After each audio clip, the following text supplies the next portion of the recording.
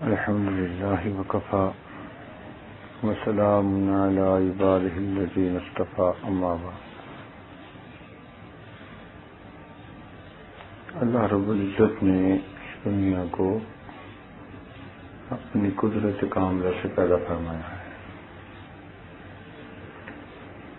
عالم دو طرح کے ہیں، ایک کو عالم خلق کہتے ہیں اور دوسرے کو عالم امر کہتے ہیں.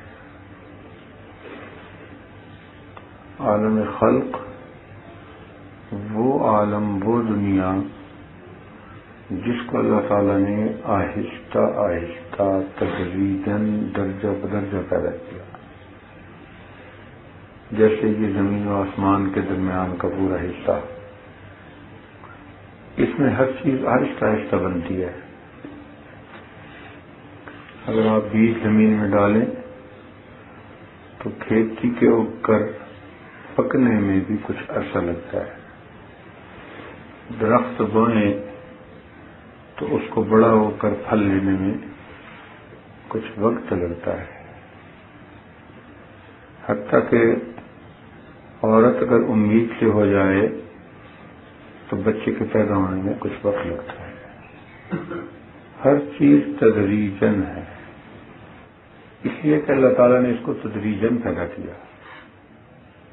چنانچہ قرآن مجید میں فرمایا خلق الارض فی یومین، اللہ تعالیٰ نے زمین کو 2 دن میں پیدا کیا. اب وہ دن دنیا کے ہزاروں سالوں کے برابر ہوں گے، لاکھوں سالوں کے برابر ہوں گے، کیونکہ اللہ تعالیٰ کے ہاں ایک دن جو ہے وہ کئی مرتبہ 1000 سال کا ہوتا ہے اور کئی مرتبہ 70,000 سال کا. الف سنۃ مما تعدون. تو چونکہ یہ عالم تدریجاً پیدا ہوا اس لیے اس کو عالم خلق کہتے ہیں. تدریجاً پیدا کرنے میں حکمت یہ تھی کہ اس عالم کو اللہ تعالیٰ نے کچھ اصول اور ضابطے کے ساتھ چلا دیا. چنانچہ ان اصولوں کو فزیکل لاز کہتے ہیں. یہ اللہ تعالیٰ کی سنتیں ہیں. وَلَن تَجِدَ سُنَّتِ اللَّهِ تَبْدِيلًا. اللہ تعالیٰ کی یہ سنتیں، یہ فزیکل لاز، یہ بدلتے نہیں ہیں، ہر جگہ ایک جیسے ہیں. مثال کے طور پر لوہا اگر سخت ہے تو پوری دنیا میں آپ کہیں بھی چلے جائیں وہ لوہے کی سختی ویسے ہی رہے گی. یہ نہیں ہو سکتا کہ ایشیا میں لوہا سخت ہو اور افریقہ میں لوہا پلاسٹک کی طرح ہو. جو خوبی اس کو اللہ تعالیٰ نے دی پوری دنیا میں ایک جیسی ہی رہے گی. اسی لیے جو لوگ بڑی بڑی بلڈنگز بناتے ہیں وہ آنکھ بند کر کے لوہے کی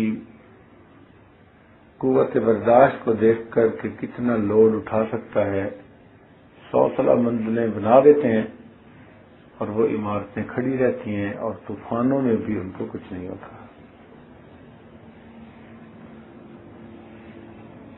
تو یہ کائنات اللہ تعالیٰ کے حکم سے چل رہی ہے. اگر اس کو انسان عقل کے ذریعے سمجھنے کی کوشش کرے تو یہ اس کی عقل سے بالا تر ہے. اس کو یہ نظام سمجھ نہیں آ سکتا. وہ سمجھتا ہے کہ کچھ قوانین ہیں جو خود بخود لاگو ہو رہے ہیں اور وہ اس کائنات کو چلا رہے ہیں. تو سوال پیدا ہوتا ہے کہ ان قوانین کا بنانے والا بھی تو کوئی ہوگا. تو جو سیدھی عقل ہو، عقل سلیم ہو، وہ تو پہچان لیتی ہے. اور جو عقل فطور رکھنے والی ہو، شک رکھنے والی ہو، وہم اور شک والی ہو، تو وہ عقل کا بھی نہیں پہچان سکتی. یہاں آ کر مومن اور کافر کی زندگی میں فرق ہوتا ہے. مومن اس کائنات میں اس نظریہ کے ساتھ زندگی گزارتا ہے کہ میرا نفع اور نقصان اللہ تعالیٰ کے حکموں کے ماننے اور نہ ماننے میں ہے. اگر میں نے مان لیا تو میرا فائدہ ہے، اور اگر میں نے نہ مانا تو میرا نقصان ہے۔ جبکہ کافر وہ مشاہدے کا بندہ ہوتا ہے، وہ اپنی آنکھ سے ہر چیز دیکھتا ہے پھر قدم اٹھاتا ہے، کیونکہ وہ اپنی سوچ سمجھ کے مطابق کام کر رہا ہوتا ہے، تو کئی مرتبہ اس کی عقل اس کو دھوکہ بھی دے دیتی ہے، عقل کے ہاتھوں اسے ندامت بھی اٹھانی پڑتی ہے۔ اور مومن چونکہ اللہ تعالیٰ کے وعدوں پر بھروسہ کرتا ہے، اس لیے مومن کو ہمیشہ کامیابی ہوتی ہے۔ جس پروردگار عالم نے اس کائنات کو بنایا، اسی نے اس میں زندگی گزارنے کا طریقہ بھی سکھایا۔ اس طریقے کے مطابق ہم اگر زندگی گزاریں گے تو ہمیں فلاح نصیب ہوگی۔ اللہ تعالیٰ ارشاد فرماتے ہیں، من عمل صالحا من ذکر او انثى وهو مؤمن فلنحيينه حیاتا طیبہ۔ جو کوئی بھی نیک ایمان لائے اور نیک عمل کرے تو ہم اس کو پاکیزہ زندگی عطا کر دیں گے۔ تو یہاں وعدہ ہے پاکیزہ زندگی کے ملنے کا ایمان اور اعمال صالحہ کے ساتھ۔ تو اگر ایمان لانے کے بعد کوئی بندہ نیک اعمال میں ڈٹ جائے تو اللہ تعالیٰ کی طرف سے اسے عزت نصیب ہوں گی، اللہ تعالیٰ کی طرف سے اس کو سکون دل والی زندگی نصیب ہوگی۔ آج دنیا اپنی من مرضیاں کر رہی ہے تو ساتھ پریشان بھی ہو رہی ہے۔ آپ پوری دنیا کا چکر لگا کے دیکھیں، سکون نام کی چیز آپ کو ملنے نہیں گئی۔ اگر یہ ملے گی تو ایمان والوں کے دلوں میں ملے گی۔ عیاشی مل سکتی ہے دنیا میں، خواہشات کی پیروی دنیا میں مل سکتی ہے، من مانی مل سکتی ہے، مگر جس کو سکون کہتے ہیں، اطمینان کہتے ہیں، یہ آپ کو مومن کے دل کے سوا کہیں نہیں ملے۔ اس لیے کہ مومن کے دل میں اللہ تعالیٰ کی یاد ہوتی ہے، اور اللہ تعالیٰ نے ارشاد فرمایا، الا بذکر اللہ تطمئن القلوب، جان لو اللہ تعالیٰ کی یاد کے ساتھ دلوں کا اطمینان وابستہ ہے۔ جتنا زیادہ اللہ تعالیٰ کو یاد کریں گے اتنا ہی زندگی زیادہ پرسکون ہوگی۔ تو یہ ایک بنیادی فرق ہے کہ مومن اللہ تعالیٰ کے وعدوں پر یقین کرتا ہے، بھروسہ کرتا ہے، اور اس لیے وہ پرسکون زندگی گزارتا ہے۔ اور یہ یقین اسے اس حد تک ہوتا ہے کہ اگر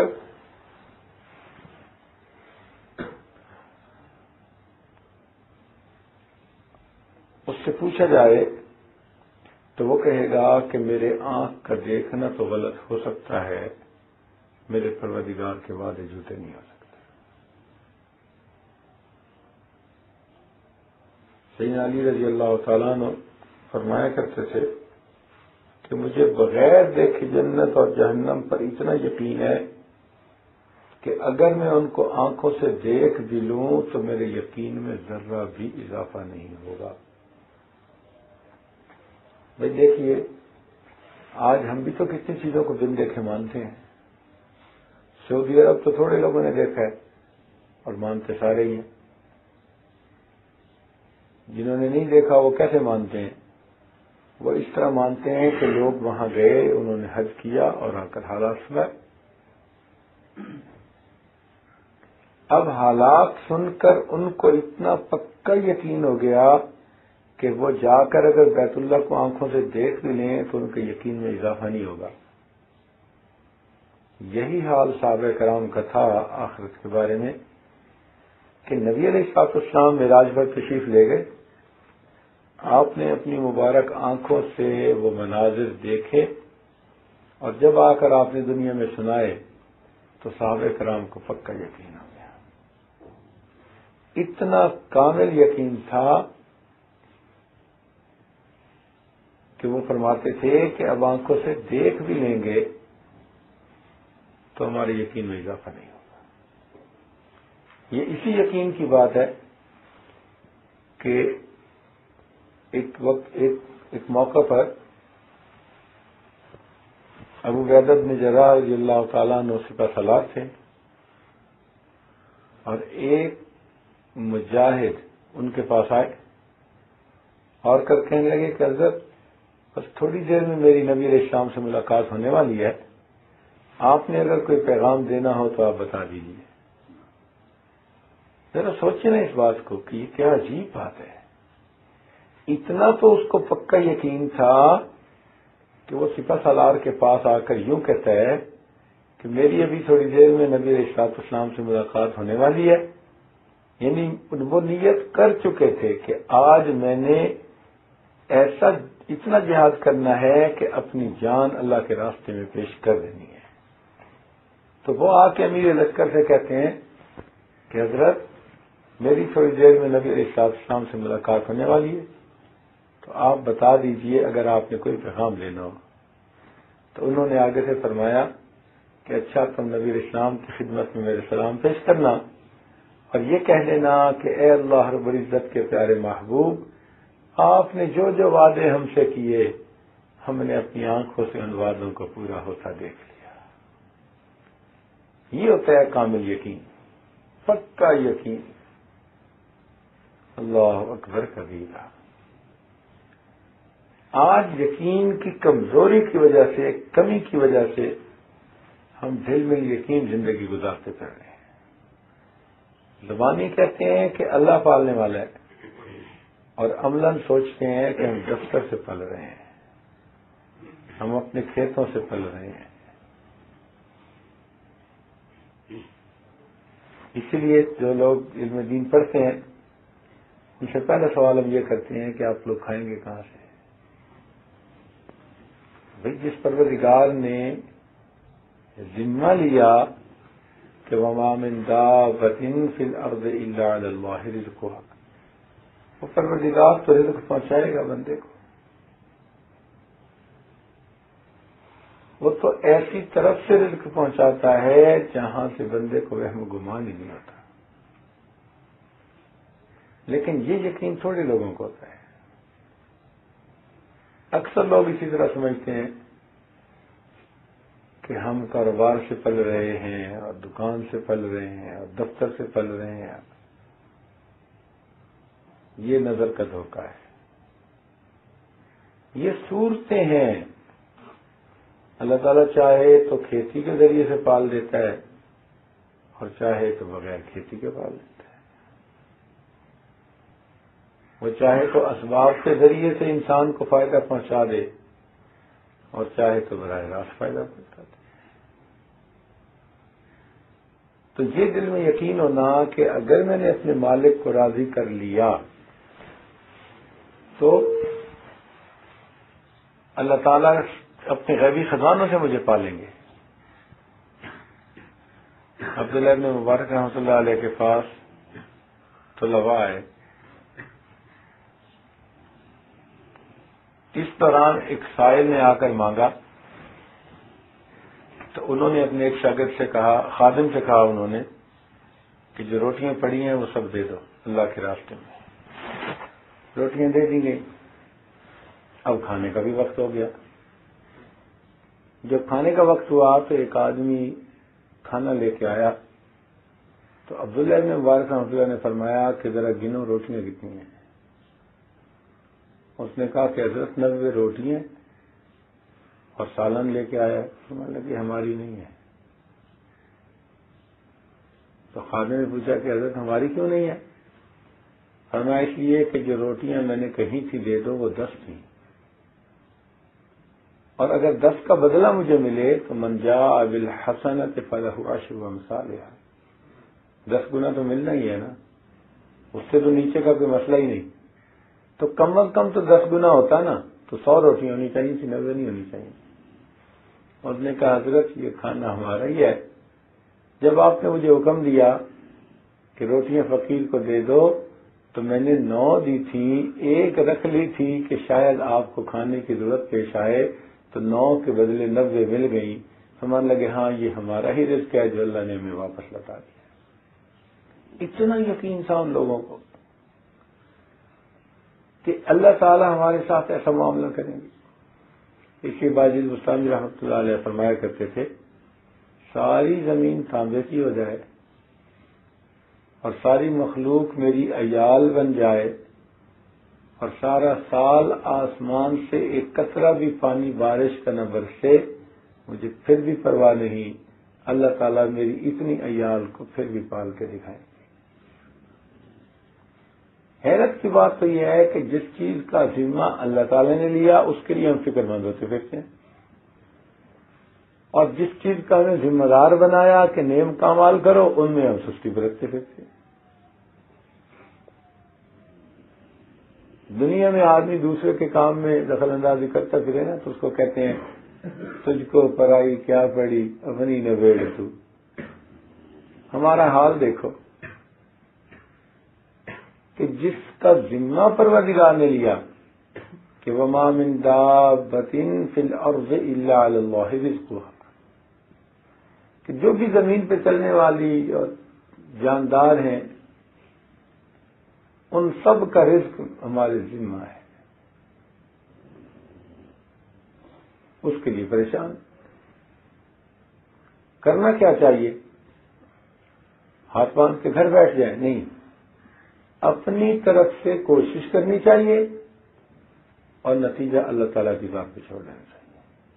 غمزدہ پریشان ہونے کی کوئی ضرورت نہیں، محنت کرنا یہ ہماری ذمہ داری ہے۔ دیکھیں بھائی، کھانا کھانا ہماری ذمہ داری اور بھوک کا اتارنا یہ اللہ تعالیٰ کا اختیار۔ ایسا نہیں ہوتا کہ کھانا کھانے کے باوجود بھوک نہیں اترتی۔ ایک بیماری ہے جوع البقر، اس میں انسان کھا کھا کے اپنا پیٹ بھر لیتا ہے اور پھٹنے کو آتا ہے اور بھوک نہیں اترتی۔ ایک بیماری ہے استسقاء، پانی پی پی کے انسان کا حال برا ہوتا ہے، پیاس ختم نہیں ہوتی۔ اللہ تعالیٰ چاہتے ہیں تو کھانا کھا کر کے بھوک اتار دیتے ہیں اور کبھی کھانا کھا کے بھی بھوک نہیں اتارتے۔ وہی دودھ انسان پیے تو اس کو صحت ملتی ہے،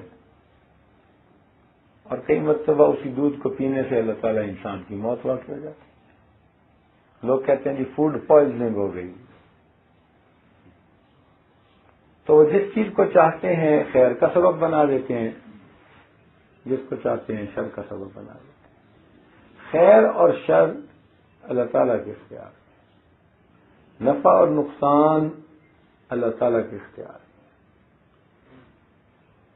تو بجائے اس کے کہ ہم چیزوں کے پیچھے بھاگیں، بہتر یہ ہے کہ ہم اس پروردگار کے بندے بن کر رہیں جو نفع اور نقصان دینے کا اختیار رکھتا ہے۔ اس راز کو صحابہ کرام نے سمجھ لیا تھا، ان کو اللہ تعالیٰ کے وعدوں پہ پھر بھروسہ ہو چکا تھا۔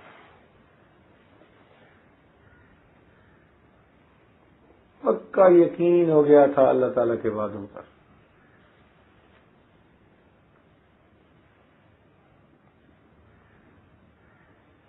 اگر ہم اللہ تعالیٰ کے فرما بردار بندے بن کر رہیں گے تو اللہ رب العزت انہی اسباب کو جو ہمیں ذلت کے نظر آ رہے ہیں ہمارے لیے عزت کے اسباب بنا دیں گے۔ وَتُعِزُّ مَن تَشَاءُ وَتُذِلُّ مَن تَشَاءُ، اللہ تعالیٰ آپ جسے چاہتے ہیں عزت دیتے ہیں اور آپ جسے چاہتے ہیں اس کو ذلت دے دیتے ہیں۔ یہ تو برتن ہے، جیسے گلاس کے اندر پانی چاہو تو ڈالو اور چاہو تو دودھ ڈالو۔ دودھ ڈالنا اور پانی ڈالنا یہ اختیار بندے کے اپنے پاس۔ اسی طرح یہ اسباب برتن ہیں، اللہ تعالیٰ چاہتے ہیں تو اس میں نفع ڈال دیتے ہیں، جب چاہتے ہیں اس میں نقصان ڈال دیتے ہیں۔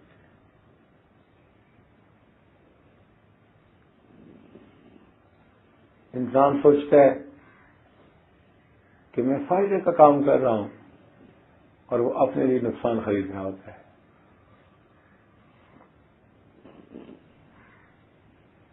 اب دیکھیے، ایک آدمی نے جانا تھا ریل گاڑی پر کراچی،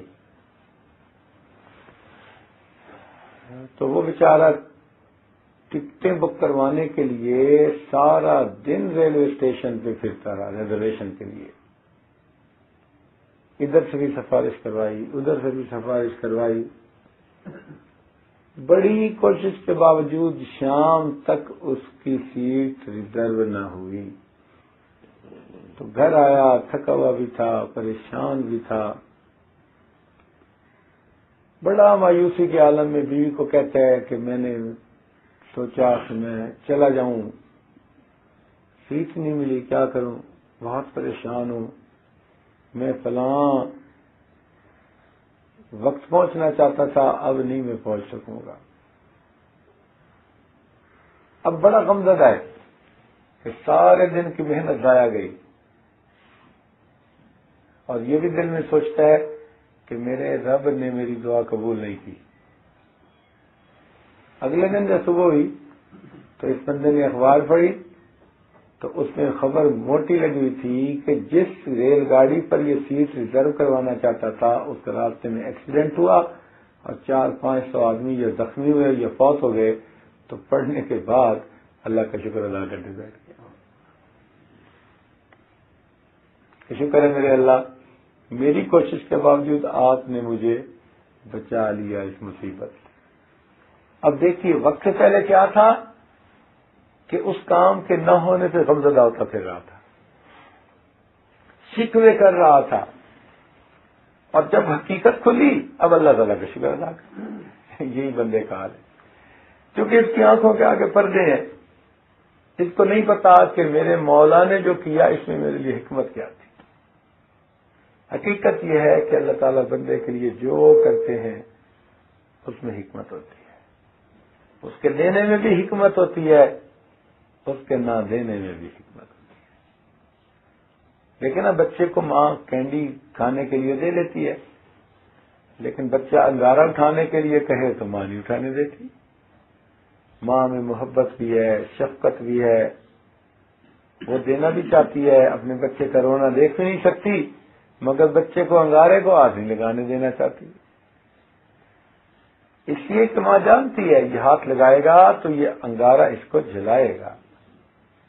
اسی طرح ہم کچھ کام کرنا چاہتے ہیں، اللہ تعالیٰ نہیں کرنے دیتے. دیکھتے نہیں بہت نوجوان، وہ جی کوئی وظیفہ بتاؤ کہ بس میرے خالہ کی بیٹی ہے ادھر میری شادی ہو جائے. اب وہ بیچارے پریشان ہوتے ہیں. کئی مرتبہ بچیاں پریشان ہوتی ہیں کہ جی میرے خالے کا بیٹا CA کیا ہوا ہے، دعا کرو میری وہاں شادی. وہ سمجھ رہی ہوتی ہیں کہ بس یہاں شادی ہو جائے تو پتہ نہیں کیا مجھے پرسکون زندگی ملے گی. وظیفے بھی کرتی ہیں، تہجد بھی پڑھتی ہیں، یہ کرتی ہیں، دعائیں مانگتی ہیں، اور جب اخیر پہ نہیں ہوتا تو پریشان ہوتی ہیں. حالانکہ ان کو نہیں پتا ہوتا کہ جس کو وہ اتنے شوق سے مانگ رہی ہوتی ہیں اس نے آگے کی زندگی میں ان کو اتنا پریشان کرنا ہوتا ہے. یہ تو اللہ تعالیٰ اس لیے تو ہمیں استخارے کا حکم دیا گیا. اور صحابہ کرام فرماتے ہیں کہ نبی علیہ الصلوۃ والسلام اتنے اہتمام سے ہمیں استخارے کی دعا یاد کرواتے تھے کہ بہت عرصہ ہم ان کو قرآن کی آیات میں سے آیات سمجھتے رہے. بعد میں پتہ چلا کہ یہ آیت نہیں ہے، یہ تو دعا ہے نبی علیہ السلام نے جو سکھائی. اتنے اہتمام سے استخارے کی دعا سکھاتے تھے. اس لیے ہمارے مشائخ نقشبند کا ہمیشہ معمول کہ تہجد کی نماز پڑھتے صبح جلدی اٹھ کر، اور اس کے بعد جب دوبارہ سوتے تو پھر استخارے کی نیت کر لیا کرتے تھے نوافل کے اندر. اور جو رات کو نہ کر سکتے تو پھر وہ اشراق کی نفلوں میں استخارے کی نیت کر کے تھوڑی دیر پھر یہ نیند لے لیا کرتے تھے چند منٹ کی. وہ استخارہ ان کو ہوتا تھا روزانہ کے امور کے بارے میں. اے اللہ، جو آپ کی منشا ہے آپ کھول دیجئے، آپ کا غلام اطاعت کے لیے حاضر ہے. جیسے صبح آتا ہے نا نوکر تو پوچھتا ہے صاحب آج کیا کام ہے، تو اللہ والوں کا یہی حال ہوتا ہے. وہ بھی پھر اشراق کی نماز پڑھ کے استخارے کے ذریعے پوچھتے ہیں بڑے صاحب کیا حال ہے، آپ کا کیا حکم ہے، آج یہ غلام آپ کا خادم کس کام میں لگ جائے۔ تو اس لیے اللہ تعالیٰ جو کرتے ہیں اس میں بہتری ہوتی ہے۔ یہ نظام ہے نا دنیا کا، تو اس لیے جن نقشوں سے انسان کو پریشانیاں ملتی ہیں اللہ تعالیٰ انہی نقشوں سے انسان کو عزتیں عطا کر دیتے ہیں، اور جن نقشوں سے عزتیں ملتی ہیں انہی نقشوں سے ذلت ملتی ہے۔ آپ نے نہیں دیکھا دنیا میں کتنے لوگ ہیں وہ سمجھتے تھے کہ کرسی سے عزت ملتی ہے، میں وزیر اعظم بن جاؤں گا یا صدر بن جاؤں گا تو عزت ملے گی۔ ہم نے آنکھوں سے نہیں دیکھا کہ اس کرسی کی وجہ سے کتنوں کو ذلت اٹھانی پڑی، کتنوں کو کرسی کی وجہ سے ذلیل ہو کے پھانسی چڑھنا پڑا۔ تو پھر جس کو وہ عزت سمجھتے تھے وہ ان کے لیے ذلت کا باعث بن گئی۔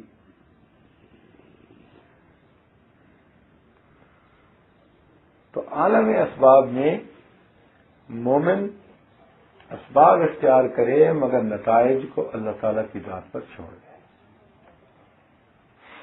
اللہ تعالیٰ کی مدد شامل حال ہو گئی تو اللہ تعالیٰ اس کے لیے عزتوں کا معاملہ فرمائیں گے، چونکہ اس نے وعدہ کر لیا وَلِلَّهِ الْعِزَّةُ وَلِرَسُولِهِ وَلِلْمُؤْمِنِينَ، عزت اللہ کے لیے، اس کے رسول صلی اللہ علیہ وسلم کے لیے اور ایمان والوں کے لیے۔ وہ ایمان والوں کو عزتیں دیتا ہے۔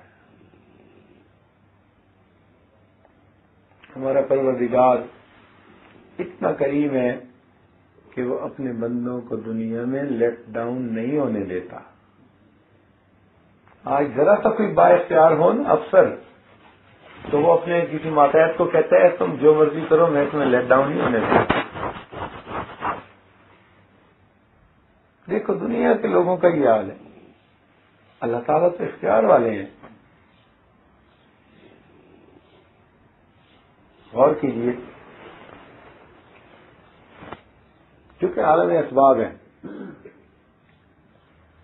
تو جو سبب انسان کو پریشانی ملنے کا بنا اللہ تعالیٰ جب راضی ہو جاتے ہیں تو اسی سبب سے بندے کو خوشی عطا فرما دیتے ہیں۔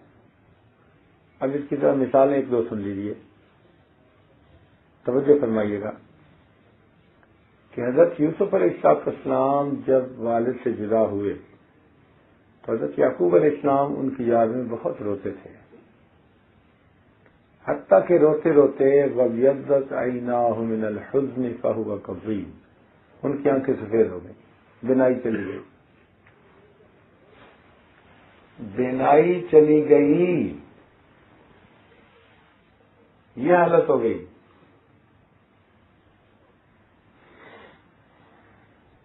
اب جب اللہ رب العزت کے سامنے وہ روئے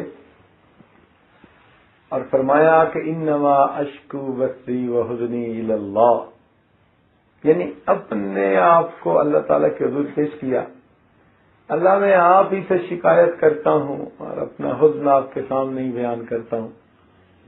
اللہ تعالیٰ کو یہ بات اتنی پیاری لگی کہ پروردگار نے دوبارہ ان کو وہ خوشی دینے کا ارادہ فرما لیا۔ چنانچہ حضرت یوسف علیہ السلام اور ان کے بھائیوں کا آپس میں پھر تعارف ہوا تو بھائیوں نے بتایا کہ جی ابو کی تو بینائی چلی گئی، تو حضرت یوسف علیہ السلام نے ان کو اپنا کرتا بھیجا، فرمایا اذهبوا بقمیصی، میرا قمیص لے کے جاؤ۔ اب یہاں سمجھ میں بات نہیں آتی، بھائی وہ اللہ تعالیٰ کے نبی علیہ السلام سے دعا کر دیتے تو ان کے والد کو بینائی مل جاتی، یہ کیا وجہ کہ فرما رہے ہیں اذهبوا بقمیصی، میرے والد کی آنکھوں پہ لگاؤ فرتد بصیرا، ان کو بصارت مل جائے گی۔ تو اس میں مفسرین نے حکمت یہی لکھی ہے کہ اصل وجہ یہ تھی کہ حضرت یعقوب علیہ السلام کو ابتدا میں جو یوسف علیہ السلام کی جدائی کا غم ملا تھا اس کا ظاہری سبب ان کا کرتا بنا تھا۔ وجاؤ اباہم عشاء یبکون، جب ان کے بھائی عشاء کے وقت روتے ہوئے آئے تھے تو بدم کذب، ان کی قمیص کے اوپر جھوٹا خون لگا کر آئے تھے. تو حضرت یعقوب علیہ السلام نے جب بیٹے کے قمیص پر خون لگا دیکھا تھا تو ان کے دل پہ چوٹ لگی کہ میرے بیٹے کو بھیڑیے نے کھا لیا. چونکہ قمیص سبب بن رہی ہے ان کو غم ملنے کا. اب جب پروردگار نے اس امتحان سے ان سے راضی ہوئے تو اللہ تعالی قمیص ہی کو ان کی خوشیاں ملنے کا سبب بنا رہے ہیں. کہاں تو حضرت یوسف علیہ السلام قریب کنویں میں تھے تو ان کو نظر ہی نہیں آتے تھے، ان کو سمجھ ہی نہیں لگتی تھی کہ میرا بیٹا کہاں ہے، بھیڑیے نے کھایا یا بھی زندہ ہے.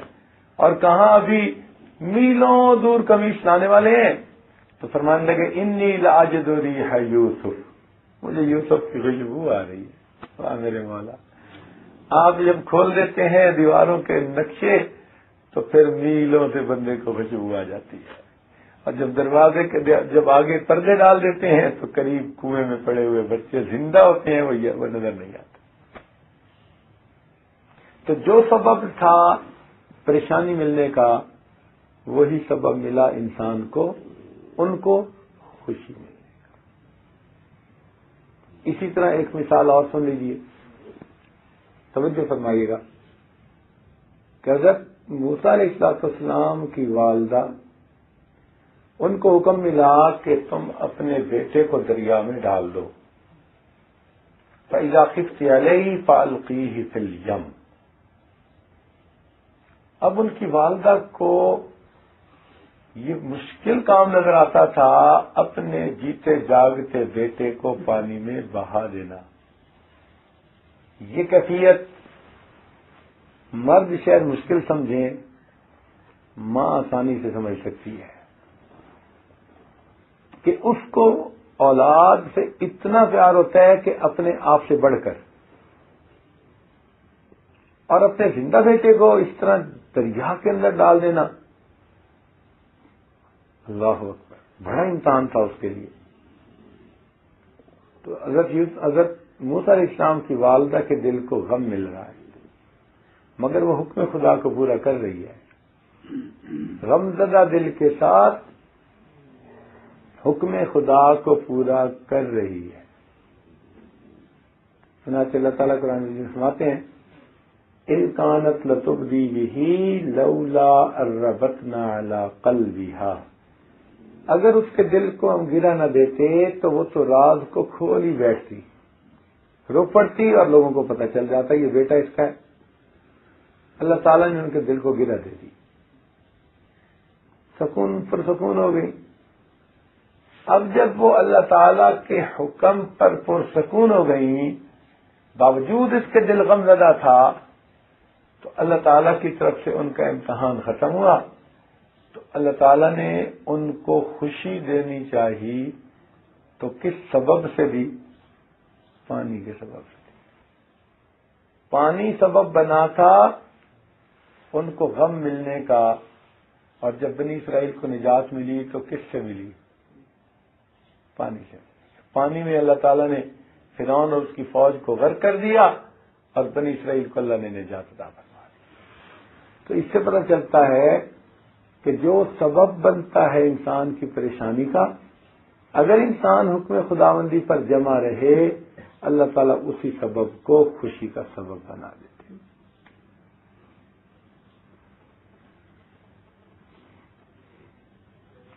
آپ لوگوں کو لگتا ہے نیند آ رہی ہے اس لیے سب مراقب ہوتے جا رہے ہیں، تو جاگ جائیں.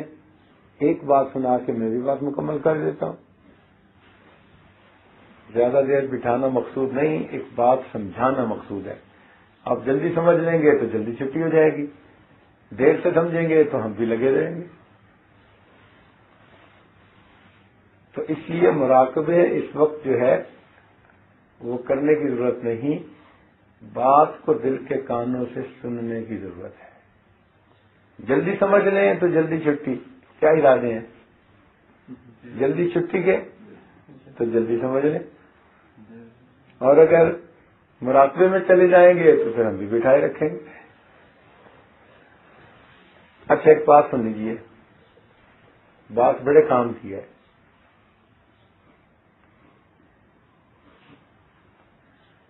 ابرہہ ایک بادشاہ تھا یمن کا،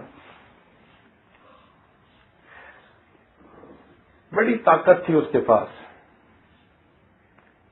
ہاتھیوں کے لشکر تھے۔ اس کو پتہ چلا کہ بیت اللہ شریف ایک عبادت خانہ بھی ہے اور تجارتی مرکز بھی ہے، تو اس کو یہ بات اچھی نہ لگی۔ اس نے کہا کہ میں جاتا ہوں اور اس گھر کو گرا کر میں یمن میں ایک اور گھر بناتا ہوں جو تجارتی مرکز بھی بنے اور لوگوں کا عبادت خانہ بھی بنے۔ چنانچہ ابرہہ نے چڑھائی شروع کر دی۔ قرآن مجید میں سورۃ الفیل میں اس کا تذکرہ موجود ہے۔ جب وہ بیت اللہ شریف کے باہر یعنی حرم کے باہر پہنچا ایک جگہ پر، تو اس نے پڑاؤ ڈالا۔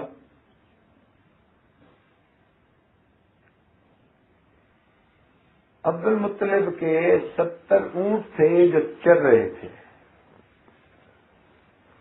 اس کے فوجیوں نے وہ اونٹ پکڑ لیے۔ تو نبی علیہ السلام کے دادا عبد المطلب ان کے پاس گئے تو وہ یہ سمجھا کہ یہ اپنی قوم کا سردار ہے، یہ میرے ساتھ کوئی نیگوشیشن کرے گا۔ انہوں نے جا کے ایک ہی بات کی کہ بھئی میرے اونٹ آپ مجھے واپس کر دیں۔ اس نے کہا یہ تو ذاتی بات ہے، میں تو سوچ رہا تھا آپ کو یہ اجتماعی بات کریں گے، بھئی مجھے کہیں گے حملہ مت کرو، واپس چلے جاؤ، کوئی ایسی بات کرو گے۔ عبد المطلب نے فرمایا کہ نہیں، یہ اونٹ میرے تھے، اس کی حفاظت بھی میرے ہی ذمے ہے۔ جہاں تک بات رہ گئی گھر کی، تو یہ گھر اللہ تعالی کا ہے، اس کی حفاظت بھی وہ خود فرمائے گا، مجھے فکر نہیں ہے اس کی۔ وہ اپنے اونٹ لے کر چلے گئے۔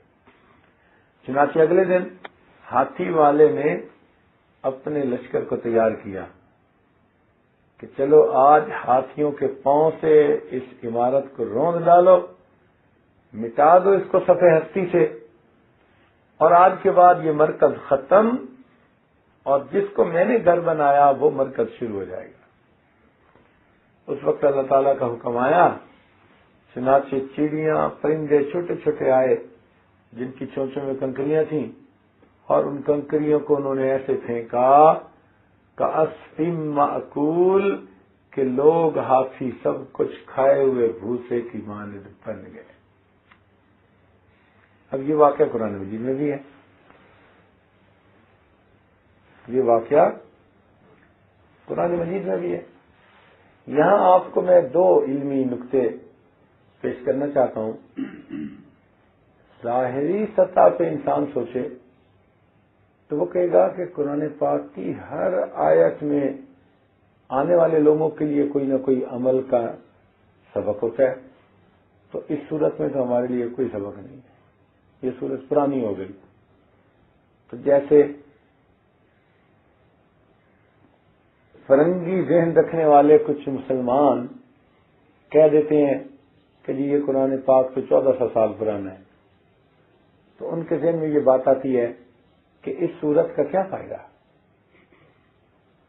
الم تری کیف فعل ربک باصحاب الفیل الم یجعل کیدہم فی تضلیل وارسل علیہم طیرا ابابیل ترمیہم بحجارۃ من سجیل فجعلہم کعصف مأکول۔ تو وہ کہتے ہیں جی کہ اس صورت کا کیا فائدہ؟ لیکن علماء نے اس کا جواب لکھا، وہ کہتے ہیں دیکھو تم تو کہتے ہو یہ 1400 سال پرانا ہے، لیکن آج کے دور میں تم نے جو ہوائی فوج بنائی ہے، کس جگہ پر تم حملہ آور ہو سکتے ہو اور کس جگہ پر نہیں ہو سکتے، اللہ تعالیٰ نے اس کا اصول اس صورت کے اندر بتا دیا۔ تو آج کے دور کا انسان بھی اس صورت سے اپنے لیے ایک لاہ عمل بنا سکتا ہے زندگی، کہ دشمن کون سا کام کرے تو تم اس کے اوپر اسی طرح حملہ کر سکتے ہو جہازوں سے جس طرح کے ابابیل کو اللہ نے بھیج کر ان ہاتھیوں کے لشکر کو ختم کروا دیا تھا۔ اب دیکھیے 1400 سال پہلے نہ ہوائی جہاز تھے نہ کچھ اور تھے، لیکن اللہ تعالیٰ نے اس وقت بھی قانون ایک بنا دیا۔ ظاہری نظر رکھنے والے بندے کو یہ صورت بے فائدہ نظر آتی ہے، حالانکہ اس صورت میں بھی ہمارے لیے زندگی گزارنے کی رہنمائی موجود ہے۔ لیکن دوسرا علمی نقطہ یہ ہے کہ اللہ تعالیٰ اگر چاہتے تو ہاتھیوں کو زمین میں دسا دیتے، کوئی وبا پھیل جاتی جس سے کہ وہ لوگ مر جاتے، مگر نہیں، اللہ تعالیٰ نے پرندوں کے ذریعے سے ان پر پتھر برسائے۔ اس میں کیا حکمت تھی؟ اس حکمت کو سمجھنے کی ضرورت ہے۔ اکثر مفسرین نے یہ بھی لکھا جواب اس کا کہ وہ چونکہ طاقت کے نشے میں تھا، متکبر تھا، تو اللہ تعالیٰ نے اسے ایک نازک سی چھوٹی سی مخلوق سے مروا دیا کہ او متکبر، ہم تیرے تکبر کا علاج کرتے ہیں، اور جو چیز بہت کمزور سمجھی جاتی ہے ہم اس سے تجھے تہس نہس کروا کر دکھا دیتے ہیں۔ یہ بھی نقطہ ٹھیک ہے، یہ طاقتور متکبر کو اللہ تعالیٰ نے کمزور سے مروا دیا۔ اللہ تعالیٰ جب چاہتا ہے چڑیوں سے باز مروا دیا کرتا ہے۔ یہ بھی ایک علمی نقطہ ہے اور یہ بھی اپنی جگہ ٹھیک ہے، لیکن ایک اور علمی نقطہ ایک تفصیل میں نظر سے گزرا، وہ علمی نقطہ یہ کہ ابرہہ چلا تھا اللہ تعالیٰ کی ترتیب کو بدلنے کے لیے۔ وہ یہ چاہتا تھا کہ اللہ تعالیٰ کا جو عزت والا گھر ہے میں اس کو صفر کر دوں، اور جو میرا اپنا بنایا ہوا صفر گھر ہے اس کو میں عزت والا کر دوں۔ تو اونچے گھر کو گرانے آیا تھا اور گرے ہوئے گھر کو بنانے آیا تھا۔